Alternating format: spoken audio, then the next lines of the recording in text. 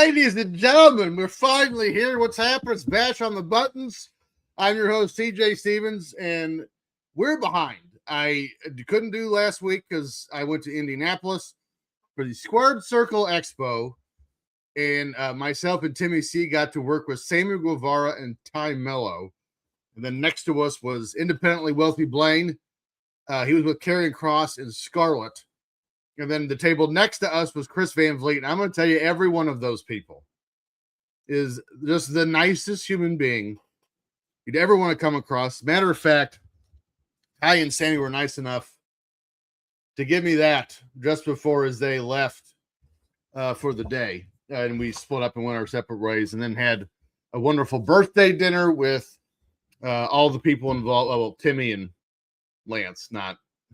And then Justin, the fun director, and Miss Amy went to a place called the Library right down the street, and I had stuffed shrimp that was just ridiculous. And then went to a wrestling show. Had a good time. Turned 41 on Monday. Look at me getting old. Speaking of old, we have one more week. Oh, but because I was gone last weekend, here we are, our last week of WCW SuperBrawl. And if you remember the last time we were on this show, I said, because we did the password thing and it didn't work. I wonder if I just paused the game. Well, will the Super Nintendo last long enough that we can just come back and play it? And well, the answer is a staggering yes. Sting and Brian Pillman. But also reminder, because we're doing last week's show today, tomorrow, Friday, we're going to do the normal show as scheduled, which what are we starting tomorrow? If you watch the show every week, you know, WCW NWO Revenge tomorrow night. I am excited. So what else is going on? We got the NCAA Final Four happening this weekend. Lot going on, but it is Thursday. Now tomorrow is Good Friday, so maybe. Is it Good Friday? No, it's a Good Friday or Easter. What is tomorrow? That's embarrassing. You can tell how often I go to church. Good Friday. I was right. See? I know what I'm doing. But let's make ourselves a drink to celebrate getting through the work week.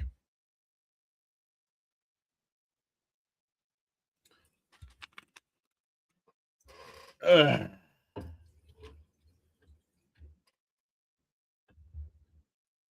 we had a lot of good talks last week about WCW tag teams, things of the like. And I'm wondering what we're going to get into this week.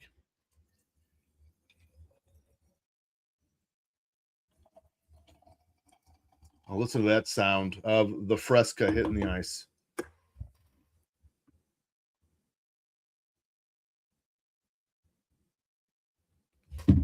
Let me grab the remote. So right now it is 1-1. Remember, you got to win 3 falls in these matches to move on. It is 1-1. Sting. We are Sting against Brian Pillman. Darren Staley's here. Hello, Darren. He was just with us for the NCAA basketball show. Here we go. Let's get started.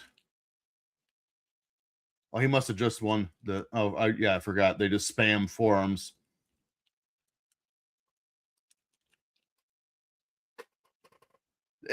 Again, I didn't start watching WCW until like 95. And I've gone back and watched quite a bit of WCW, but I don't remember things probably as well as I should.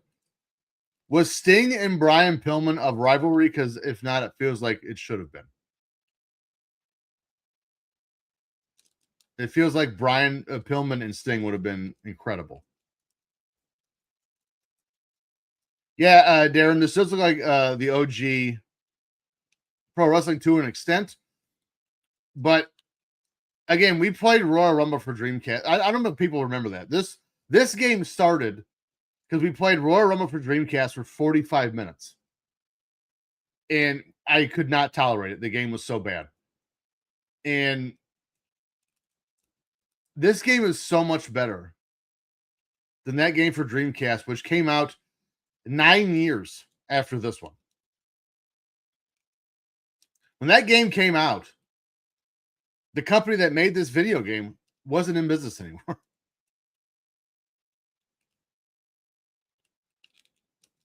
Which, by the way, we did just pass the 25-year anniversary of the last Nitro. Is that not crazy? Does that not make you just feel old as shit? Oh my God. I think he just committed a murder.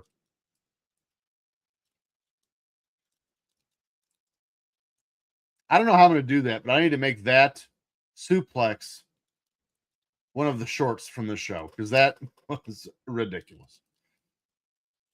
But honestly, I cannot tell you how excited I am for WCW NWO Revenge tomorrow night. And Guy Evans, the writer of the Nitro book, he tweets a real awful lot, and as he should, he's promoting his book. And they've been talking about Revenge, the video game, and I just saw an interview with Raven because I asked him, like, you know, the cover of this game is you got Nash, Hogan, Goldberg, and then Raven. Not to say Raven wasn't over in WCW, certainly was, but they could have had, so this would have been 98, so you could have had Randy Savage, you could have had DDP, you know, you could Scott Hall even, and you got Raven. So they asked Raven, I think it was Chris Van Vliet actually, how did you sneak onto the cover of Revenge? And he said, well, a lot of the boys in the back didn't understand it either, but I guess like one of the photo shoot guys or one of the guys putting the game together just really liked Raven, so he made the cover. Oh, he hit me with that top rope clothesline.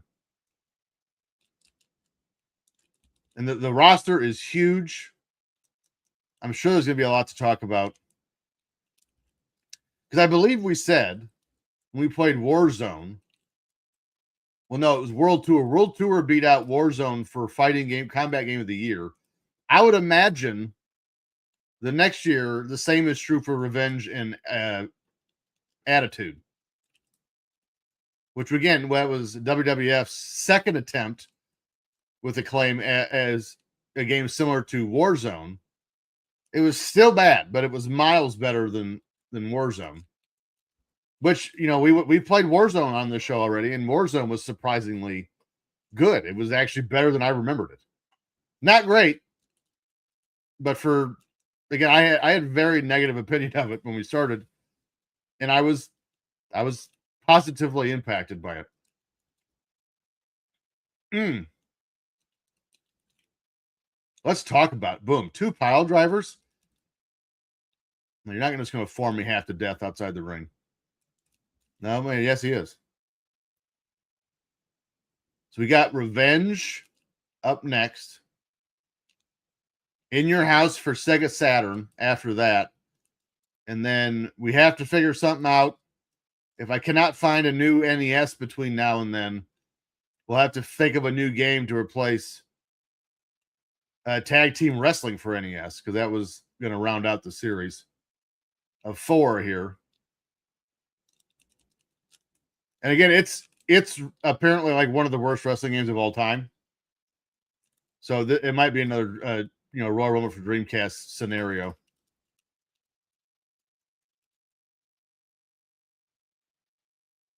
I love the announcers, the Shivani, it's going ooey, ooey, ooey, in the bottom corner.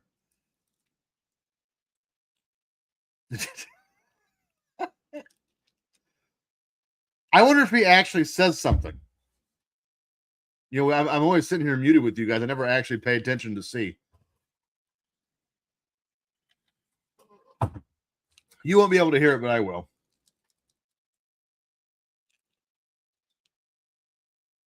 Now I'm stupid.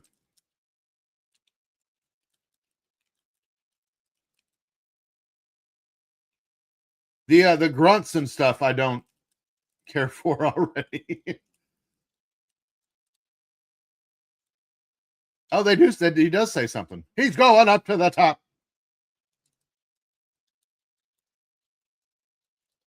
Yeah, now this is the first time I'm listening to this game. The sound effects are not the greatest.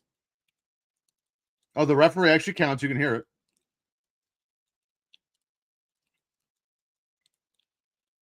Yeah, that announcer looks like the guy from You Can't Say That on Television.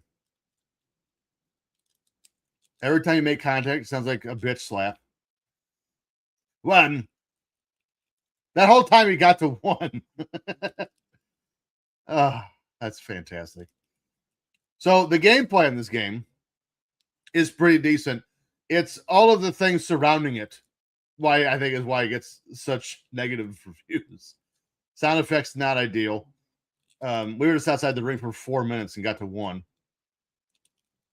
Oh, the groans are not ideal. Sounds a little bit like sexy time. They just spam strikes, by the way. Bam! Was it the announcer that time?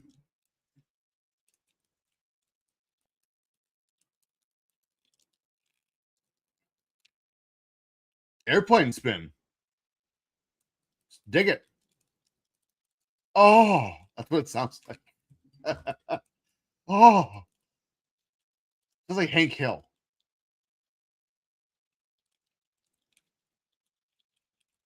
I think I'm about to lose this match to Brian Pillman. Oh, I got up. Bam!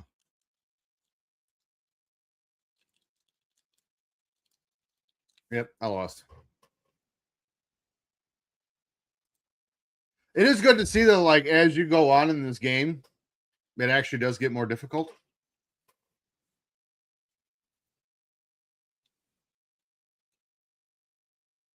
Let's see. Was that the Ultimate Challenge we were doing? And I'm going to be completely honest, if you didn't have to beat everyone 3 times in every match, I would like this game a whole lot more than I do already, and I'm actually not terribly unfond of it. And this game is better than I expected. But to beat everyone 3 times is obnoxious. I mean, Johnny be bad for fun. Tutti Frutti left. That's the name of his punch, the Tutti Frutti. What was the bad day?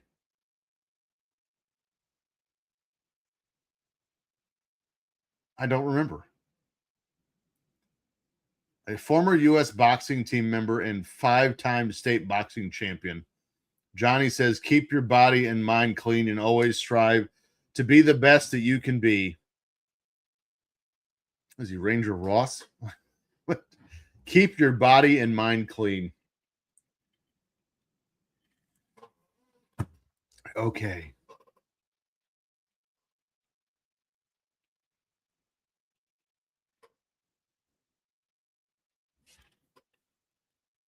Ron Simmons.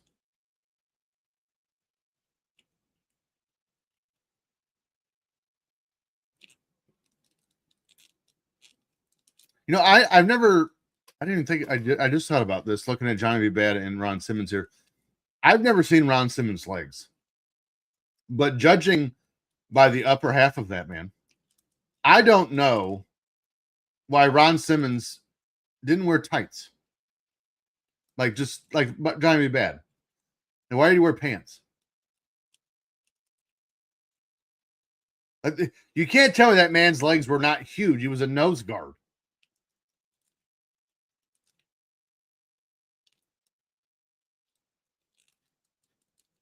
Was that a double titty twister? What just happened? Johnny B. Bad moves quick. I wonder if they have different ratings. Did he just do his finish on me? I wonder if they have like different like strength and speed ratings. Because it seems like Johnny B. Bad does move a little bit faster, but you would think the fastest person on this game then would be either Steamboat or Brian Pillman. I digress. You know, I think what would be fun to do is to go through the roster of WCW 1992 and figure out, like, maybe who else should have been on this game. Now, granted, again, they only had room for 12. It's tight. But, you know, you got Arn Anderson and Steve Austin are not on this game.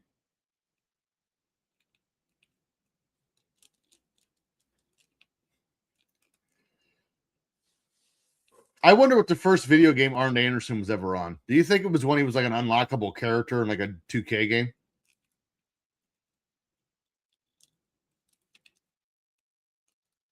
I've landed the Tutti Frutti twice, just so you know.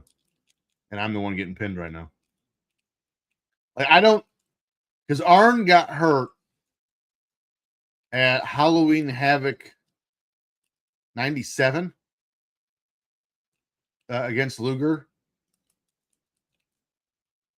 So I don't know if he would have been on like Nitro or Thunder, the game.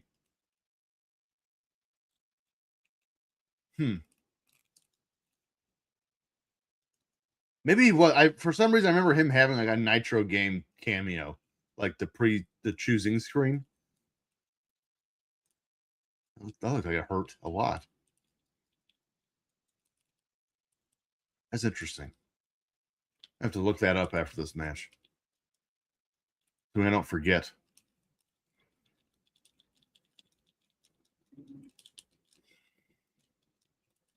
Okay. I haven't performed an offensive maneuver in minutes at this point.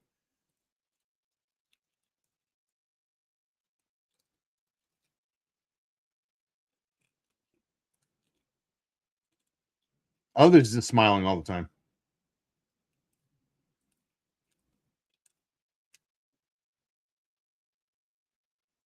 Oh, I won. All right. So let's look this up. What was the first game Arn Anderson was in?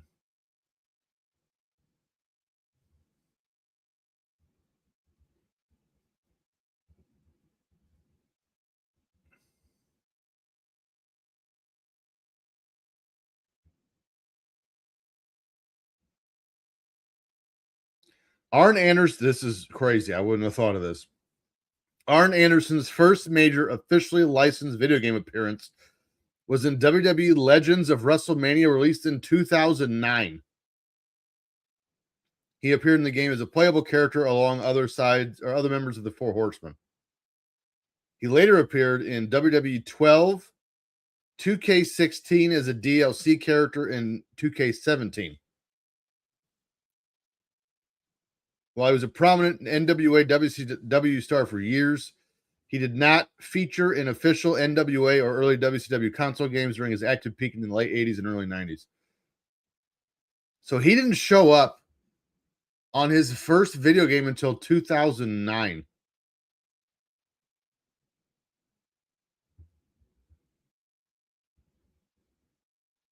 That's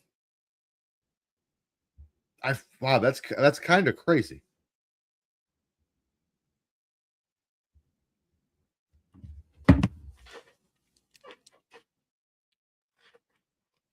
Oh, Johnny B. Bad's hair on this game is just ridiculous. So is Ron Simmons, just flushing. I love that Ron Simmons has no eyes and a mustache.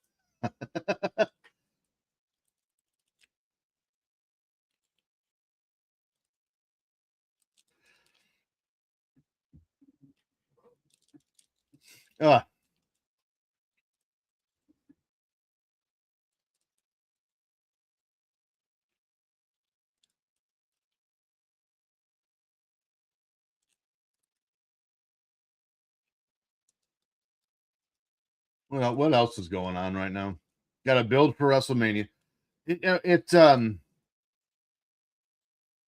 I don't mean this to sound forgiving and it's going to, so just hang in there.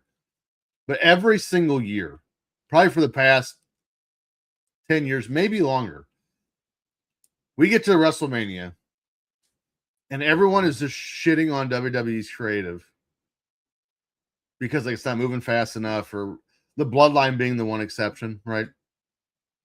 It's not moving fast enough. They're not setting up matches we like. And then like we get to the Elimination Chamber. We get a week or two. Now, mind you, I haven't watched WWE television at all this year. I haven't watched the Royal Rumble for the first time in years. But this is just an observation I've been made. And again, it's online, which I know that's not real life, but like they shit on the creative, and then we get to WrestleMania season and a couple things start hitting and picking up. And they're like, wow, I can't believe they do this. Like they do this every year. Every year they do this. Like, dude, maybe this isn't the best example, but they set up Bam Bam and LT at the Royal Rumble before WrestleMania. Like, this is not new. This happens all the time.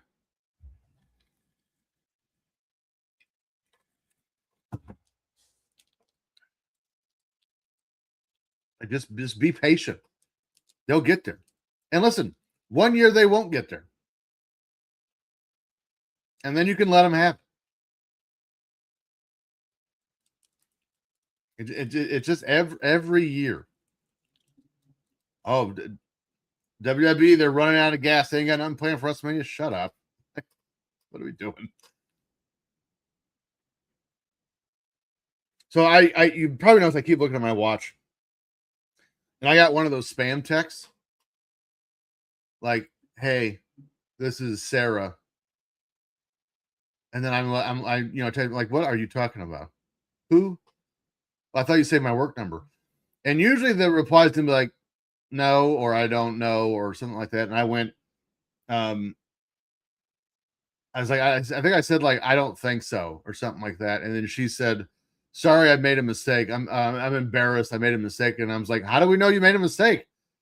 And then what was her response just now? I say her, like it's a person.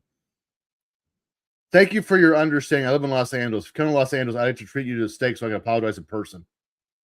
What? Like, that's Balak. That's not a reasonable, that's not a thing people say.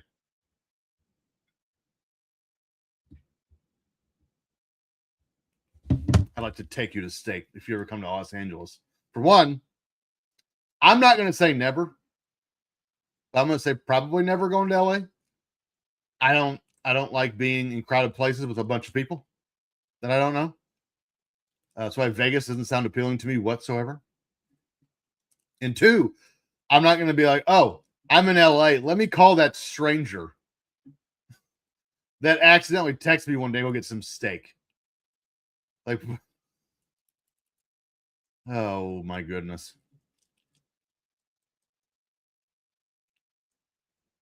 I wonder if that text game's ever worked. Like, do you think it's like people have actually fallen for it?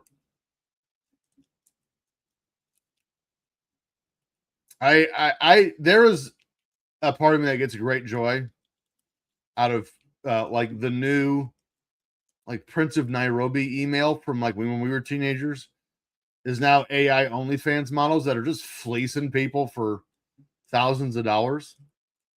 It's fantastic. Like, it's my favorite thing.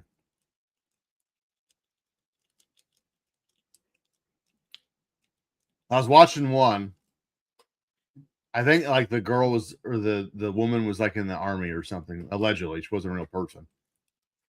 And they have pictures of her like with President Trump and stuff like that. And they're like, "Can you believe all these people fell for this AI model?" Yeah, I can. I can. For one, some AI looks real good, and two, I don't know if you know this about dudes, but if you're attractive enough, we will stop paying attention to things that should probably be obvious.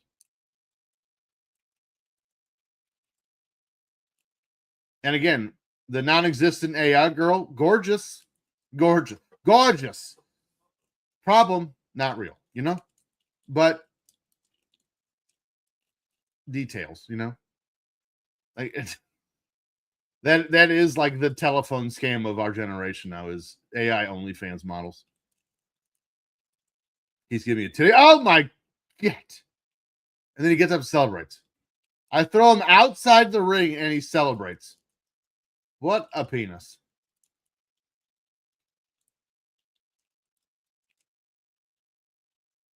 Refs just staying there politely. Oh, I forgot you can win outside the ring. So Matthew Elvis Presley says, hey, shut up. Let's go back to wrestling talk. Top 5 WCW pay-per-views. I believe, strictly from an entertainment perspective, and it's one of those shows, I can't tell you another match that's on this card. But I think Bash at the Beach 96 has got to be number 1. We get Hogan as the third guy. NWO takes off. Not to mention the star power of the match. But again, I don't remember anything else from that show. Nothing. Matter of fact, let's look.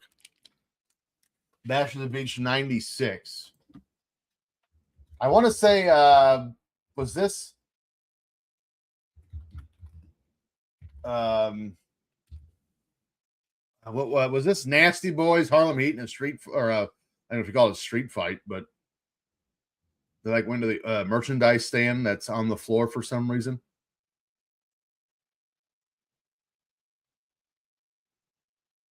No, because they fought in the. What is this? They had a tag team title match with the Steiners and the Harlem Heat as a dark match. And by the way, the Steiners won the tag titles in a dark match. Eddie Guerrero beat Lord Steven Regal in the dark match. So Rey Mysterio beat Psychosis.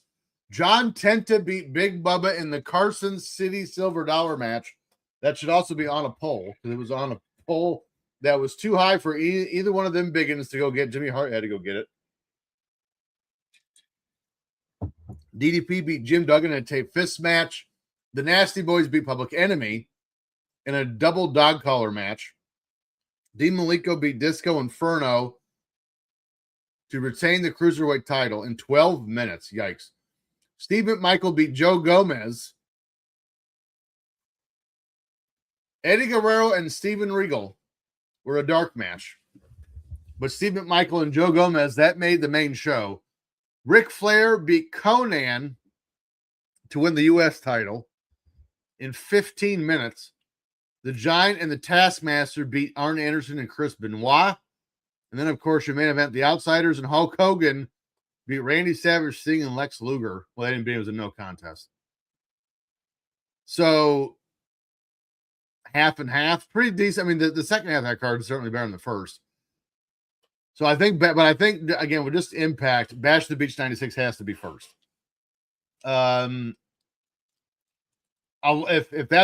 If I'm going to use that logic, Bash at the Beach 94 has to be 2, because that's Hogan's debut.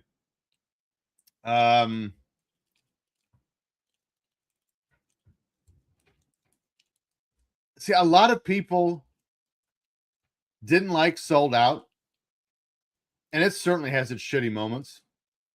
Don't misunderstand. But like, just as far as like the look of it, and the matches weren't terrible. The commentary was terrible. The Miss NWO contest was terrible. But I don't know if we can put that on the list. So we'll hold off on Sold Out.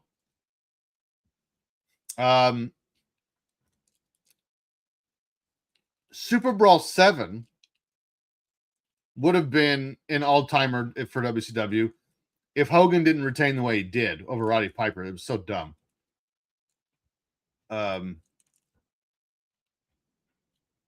What Halloween Havoc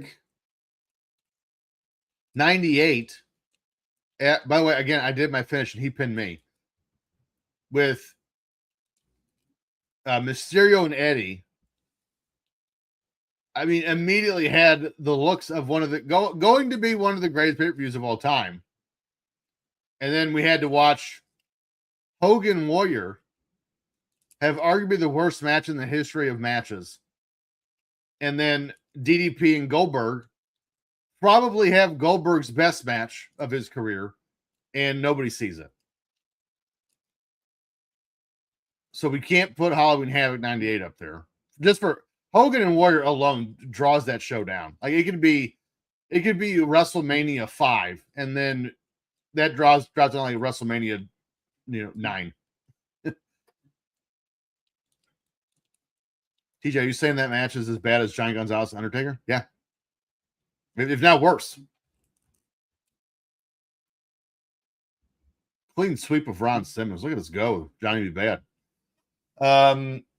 Let's see. Wrestle War 92. Because of the War Games match. Which was that Sting's Squadron and the Dangerous Alliance? I think it was. Let's make sure. But probably the best War Games match ever. For still to this day. Wrestle War 92. Yeah, Sting Squadron and Dangerous Alliance.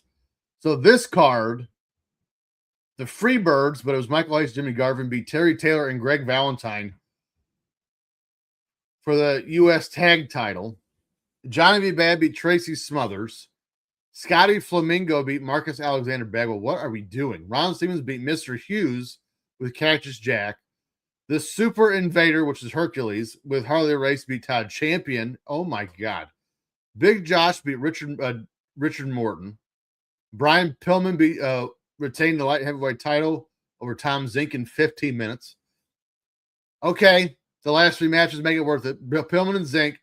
Steiner Brothers beat Takayuki Iizuka and Tatsumi Fujinami in 18 minutes and 17 seconds to determine the number 1 contender for the IWGP tag title. More on that match in a minute.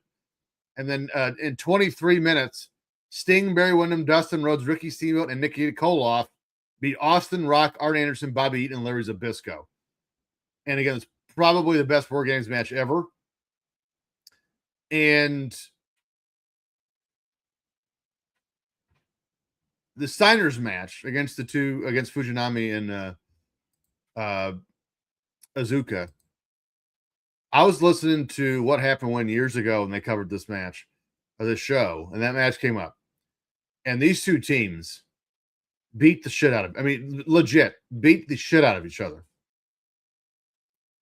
And Conrad asked Tony Schiavone, hey, this tag team's Japanese. I'm guessing the Steiners don't speak Japanese.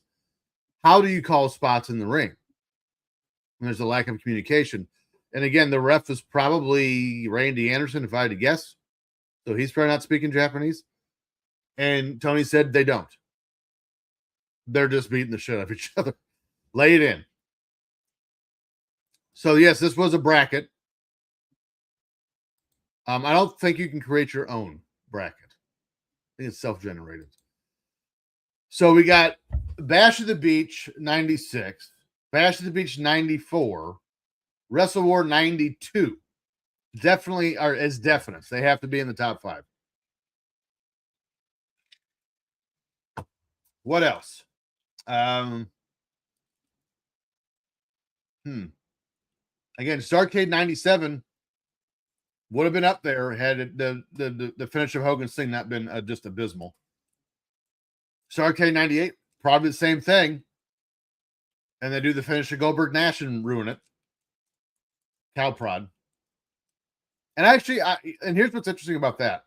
I honestly believe people look at the cow prod finish of Goldberg Nash differently if they didn't follow that up the next night with the finger poke of doom.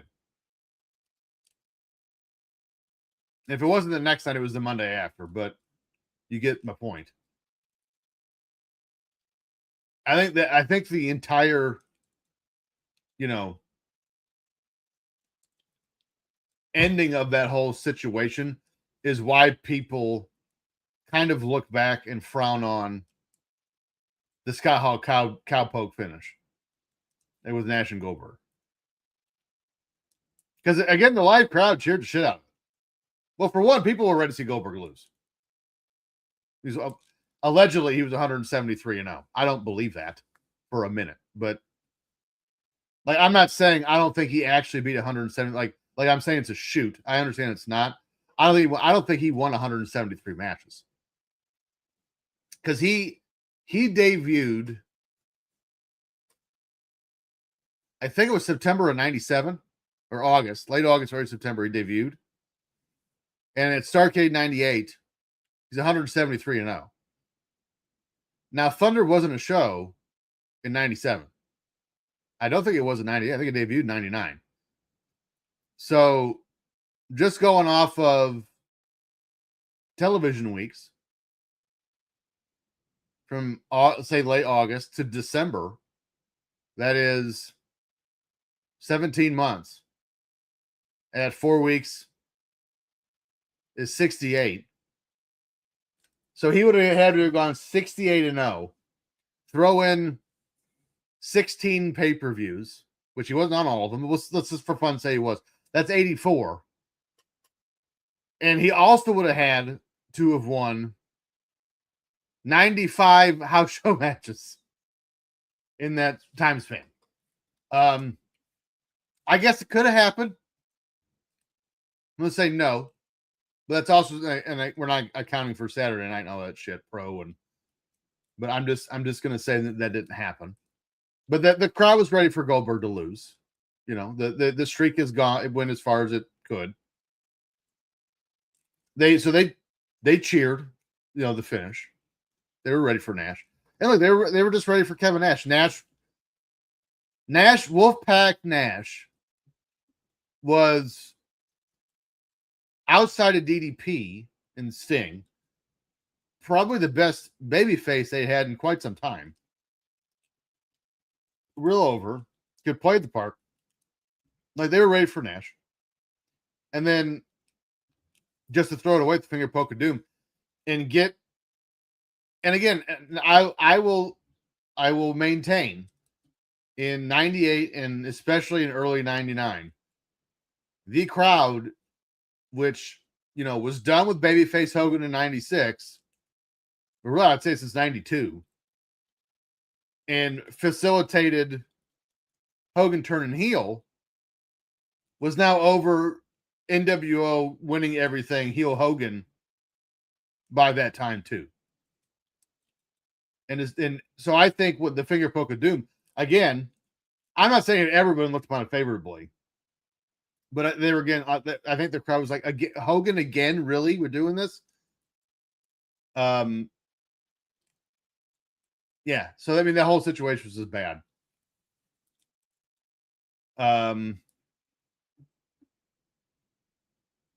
What was DDP Randy Savage's best match? In 97. It was Spring Stampede, Uncensored, and what was the other one? Was it the Halloween Havoc?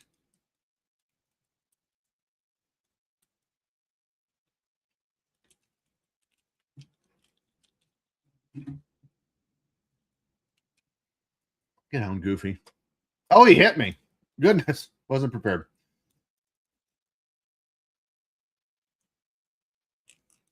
See, I'm just trying to go through the great rivalries in WCW and which ones led to a pay-per-view. Does Night of Champions count? Because again, with the same kind of principles we've given the first three, I think the first Night of Champions 1 has to go up there because it made Sting. Sting and Flair, that was Sting and Flair Broadway. You know, actually, and Clash of Champions New York Knockout with Funk and Flair was ridiculous. Starrcade 93 was good. That was Flair Vader.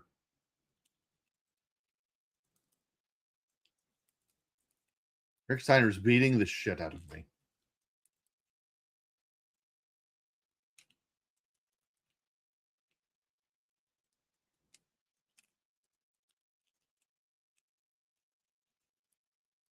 Oh, tired. Tired boy. I'm getting old.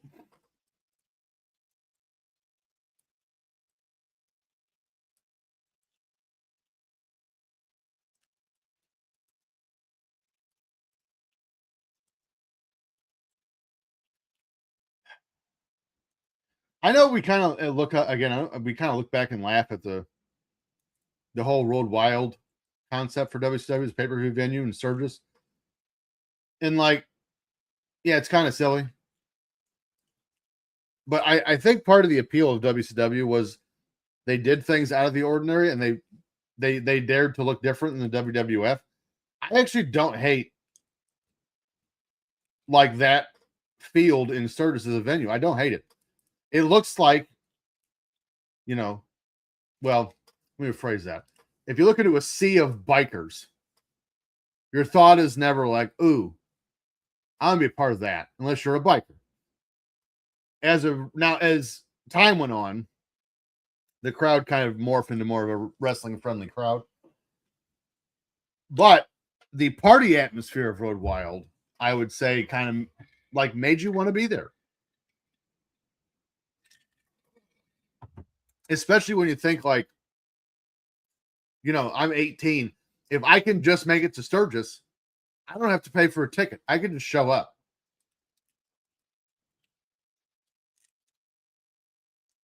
I just missed my finish entirely. The Tutti Frutti. Steiner gets the first fall. He beat the shit out of me in that match.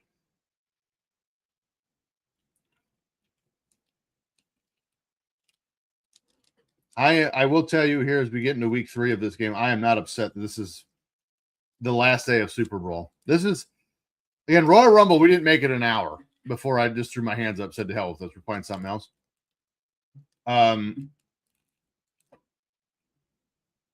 Warzone, I think I may have been done on day 3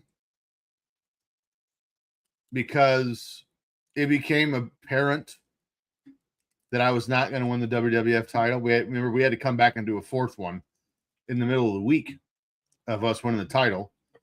And even as it was, it still didn't unlock Catch a Shack and Do Love. But I think this is the first time where I enjoyed this game first 2 weeks easily. And now we're to week 3. I'm like, okay, I'm done. I don't want to do this anymore. But I will say, for a game that was released in 1992, this game kind of held its own. Not upset. Not terrible.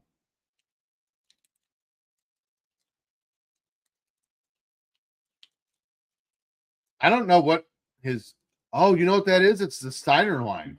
That's what his finish is. I like that. Well, you take some Tutti Frutti. How about that? So, back to the best WCW pay-per-views. Bash at the Beach 96, Bash at the Beach 94. Well, we did say pay-per-views, and those are not Clash of Champions. Or, yeah, so we'll do... I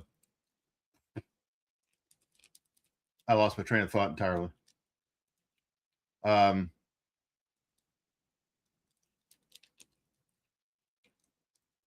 Wow, what happened? Bash the Beach 96, Bash the Beach 94, SuperBrawl 92. There we go.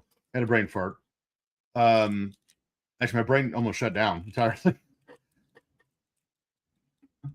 Yeah, just roll all the way out to the ring. Who cares?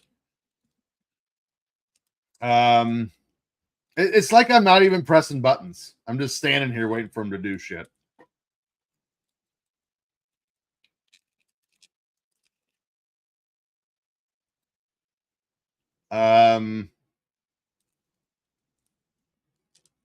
Yeah, Road Wild 90. I think the reason my whole diatribe about Road Wild was the Hogan Giant title match felt big, but the rest of the card, I don't want to say let down, but it just didn't live up to the moment. Like one of the matches was that stupid Medusa and not saying Medusa's stupid, but that stupid Medusa and Bonacano match with like the one I got to crush that one's bicycle, the sledgehammer or motorcycle, the sledgehammer. It's like what? But Road Wild, I would say the next year with Hogan Luger, for whatever reason, felt bigger. And if you remember, that was the match. Luger had the title. He won the title on Nitro 6 days prior, and then dropped it again to Hogan at Road Wild 97. Which again, Probably argue that was a mistake. Luger was red hot in WCW at the time. Probably the hottest babyface in the company, not named Sting. So I don't know if I would have done that. It's so easy to say that they overused Hogan and they blah blah blah blah blah. But like when you're running a wrestling company, and let's face it, in 1997, the biggest name in the business is still Hulk Hogan, and it's not particularly close. Steve Austin is starting to take off, but he's not Hulk Hogan. Maybe Savage, maybe Flair, but like you're any dip in business, you're going to go back to the horse that brought you. And even with the Luger thing, like with dropping the title in 6 days, I think this is very overrated, overappreciated part of wrestling television from the time. Is you got to keep them guessing, you got to keep them surprised. Nobody gives a shit about a 6-day title change. They just don't. Like, yeah, they love the moment. On Nitro, they get to cheer and scream for Luger and everything else. But to drop it 6 days later, what? Again, just to go back to Hogan. Now, if they wanted to do Hogan, Luger on Nitro, Luger wins the title. And then Hogan's so incensed that, and I don't know why he would do this. So maybe he attacks Luger after the match, gets suspended. Let's say that. You do Luger, insert NWO member here, Nash, Hall, Giant, whatever. They beat Luger for the title 6 days later. Now Hogan comes back from suspension, and one of his cohorts is one of the world champions. And now you build, strife between the NWO Hollywood. I think it was just the NWO. They weren't even called the Hollywood yet because there was no Wolfpack. But now you just laid the seeds for the Wolfpack. As one of my favorite Instagram people says, what do I know? I'm just some bitch.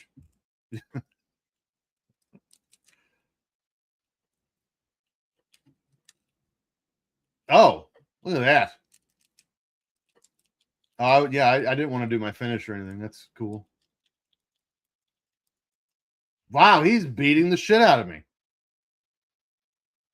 Mick Steiner came to play, my friend.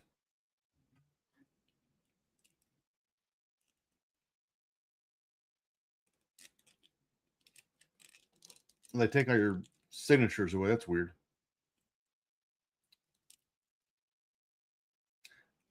I have to look and see what was on Spring Stampede 97. Because I think that would be my favorite DDP Randy Savage match from that year. And again, that's one of those matches like by itself, it raises the card 2 notches. So once I'm done getting just physically assaulted by Rick Steiner, we'll look at that card. Maybe that's our number 5. So we got Bash the Beach 94 and 90 or 96, 94, SuperBrawl 92. What else did we say? Road Wild 97. So we'll have to look at Road Wild 97, and then we'll look at Spring Stampede 97 as our possible numbers 4 and 5. Just missed my finisher again. That's cool.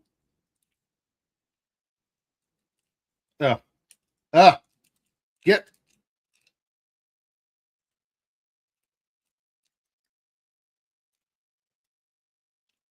I just figured out how to run. Took me 3 days, but I figured out how to run.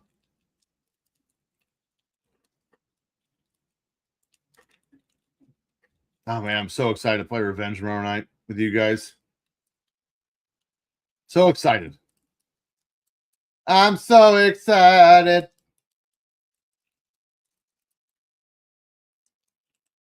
You know what's sad is, when you sit here and think about like best WCW pay-per-views, is there one you think about from 1998 on? I don't think so.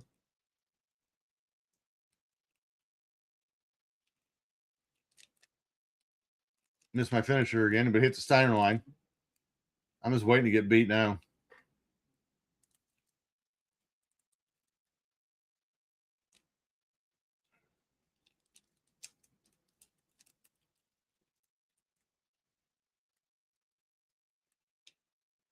Well, here you go. I was actually getting the upper hand out here. Out here.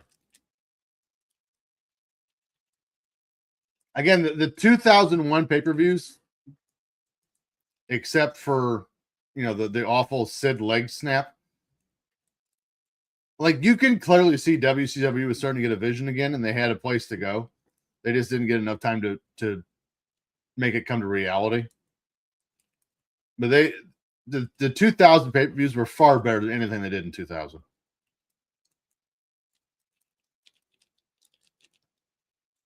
Yeah, as far as like 98, 99, I don't think anyone thinks of any pay-per-view from WCW in that time frame, except for Hollywood Havoc 98 for all the wrong reasons.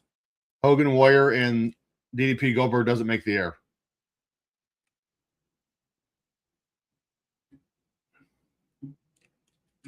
Hey, TJ, why didn't he make the air? Because Hogan Warrior went like 70-11 minutes.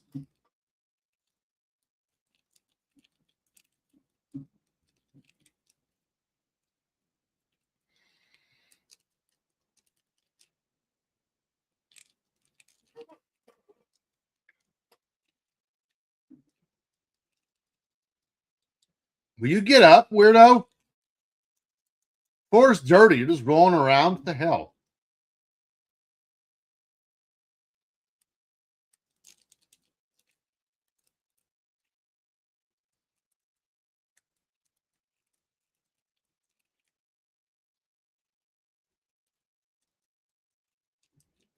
He's hit the Steiner line at least 27 times. He just swept me 3-0. Lord. All right, so let's look at some more of these cards while I just get embarrassed by the game over screen. What would we say? Road Wild 97.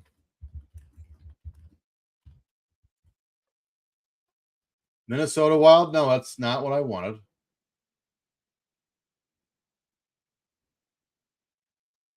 It definitely was not called Hog Wild. All right. So we got Harlem Heat beat Vicious and Delicious. Underrated tag team. Buff Bagwell, Scott Steiner. Conan beat Rey Mysterio in a Mexican death match. Steve McMichael and Chris Benoit beat Jeff Jarrett and Dean Malenko. That was when Jeff Jarrett eliminated himself. Alex Wright beat Chris Jericho to retain the Cruiserweight title. Ric Flair beat Six. According to Ric Flair, this is one of the low points of his career. Kurt Hennig beat Diamond DDP in 9, almost 10 minutes. The Giant beat Randy Savage in 6. The Steiners beat the Outsiders by disqualification for the tag team title. The Outsiders were champions.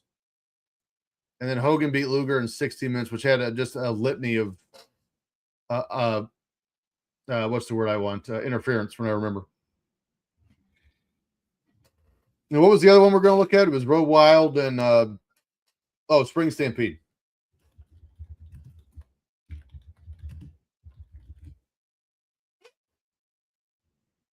Rey Mysterio beat Ultimo Dragon. That was probably lit. Akira Hokuto beat Medusa for the women's title. Prince Iaukea beat Lord Steven Regal. Oh, my. Well, no. He didn't defeat him. It was a draw. It was 10 minutes. Public Enemy beat Steve McMichael and Jeff Jarrett. That is crazy. Dean Malenko beat Chris Benoit to retain the U.S. title. It was a no contest. Kevin Nash beat Rick Steiner. Oh, this was the one they just pummeled Steiner, and this is Ted DiBiase's babyface turn. Lex Luger defeated the Giant, Booker T, and Stevie Ray in a 4 corners match to determine the number 1 contender for the WCW World title, and your main event, DDP beats Randy Savage in an ODQ match. Pretty strong card there. That might be our number 4.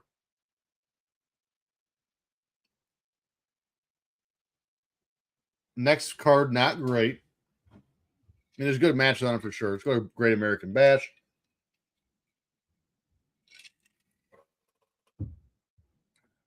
Oh, this was the third one.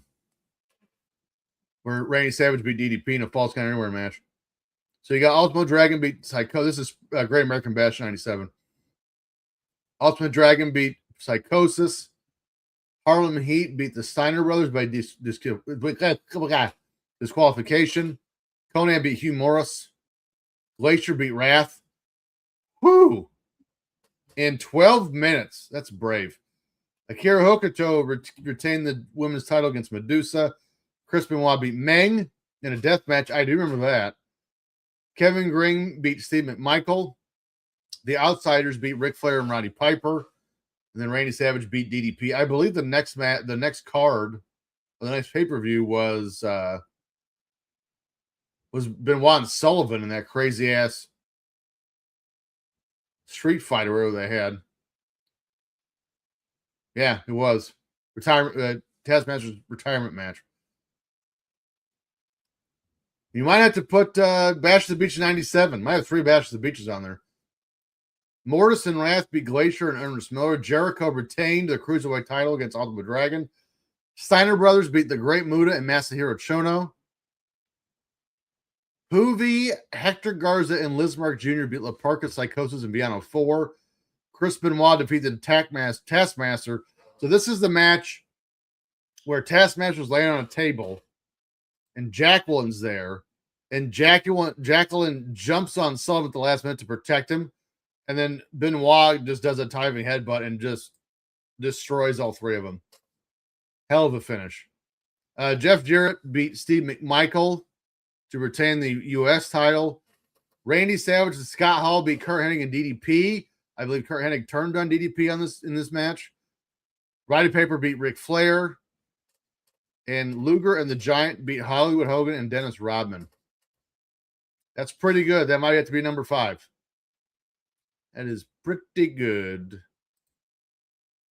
What was Fall Brawl 97? Hennig, this is they killed the town. Hennig turned on the Horseman.